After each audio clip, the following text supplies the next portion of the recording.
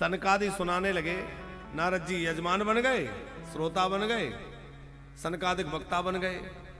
और इतने बड़े महापुरुष कथा कह रहे हैं तो बड़े बड़े ऋषि मुनि आने लगे। और भृगु जी, वशिष्ठ जी, चैवन, श्रद्वान, गौतम, अरिष्टनेमि आदि आदि बड़े बड़े महात्मा कथा सुनने आ गए। और तो और चारों वेद आ गए, 6 शास्त्र आ गए, 18 पुराण, भागवत जी तो पहले से थी, 17 और आ गए। गंगा आदि नदियां आ गई।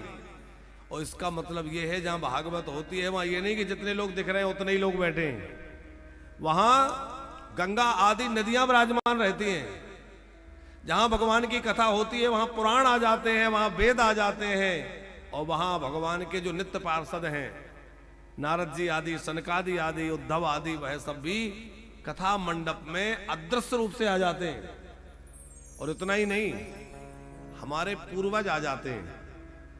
जैसे हमारे यादव परिवार के द्वारा यह दिव्य आयोजन हो रहा है, तो आपके जो भी पूर्वज हैं जो अभी मुक्त नहीं हुए, वो आपके पूर्वज भी जो है यहाँ कथा सुनने के लोभ से कि चलो भैया हमारे वंश में कोई ऐसे हुए हैं जो हमारे लिए भागवत करवा रहे हैं, हमारे यहाँ भागवत की कथा हो रही है, तो हमारे पितृ देवता भी अलग अलग लोकों में जहां तहां हैं वहां से दौड़ दौड़ कर आते हैं कि चलो हमारे वंश में श्रीमद् भागवत की कथा हो रही है, हम लोग भी कथा सुनेंगे और हमारी भी मुक्ति हो जाएगी। तो कथा में जितने लोग दिख रहे हैं उतने ही हों ऐसा नहीं है। अदृश्य रूप से कथा में कई शक्तियां विराजमान होती हैं। इसीलिए कई लोग पूछते हैं, अभी हम लोग रात्रि में एक प्रश्नोत्तरी करते हैं, लोग प्रश्न करते हैं, हम उत्तर देते हैं, टीवी पर उसका प्रसारण होता है। तो एक सज्जन ने प्रश्न किया था उसमें कि क्या सामने आके कथा सुनना जरूरी है? हम लोग मोबाइल में, टीवी में कथा सुने तो क्या फल नहीं मिलेगा? प्रश्न बढ़िया है। हमने कहा फल तो बिल्कुल मिलेगा। अरे भगवान का नाम तो जैसे तैसे लो, फल तो मिल रही है।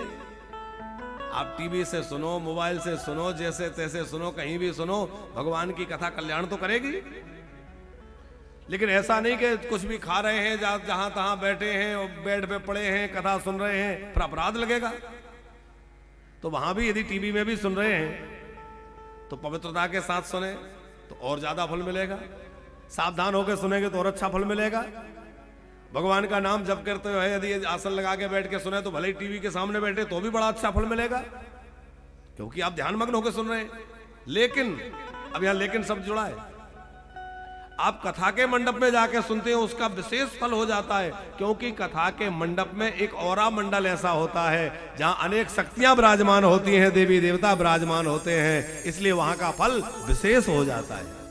फल तो सब जगह मिलेगा, पर सन्मुख बैठकर सुने तो वहां श्रीमद् भागवत जी विराजमान है, सब देवी देवता विराजमान है, वहां अनेक अदृश्य शक्तियां विराजमान है, तो वहां जाकर सुनने से और अधिक लाभ अवश्य प्राप्त होता है।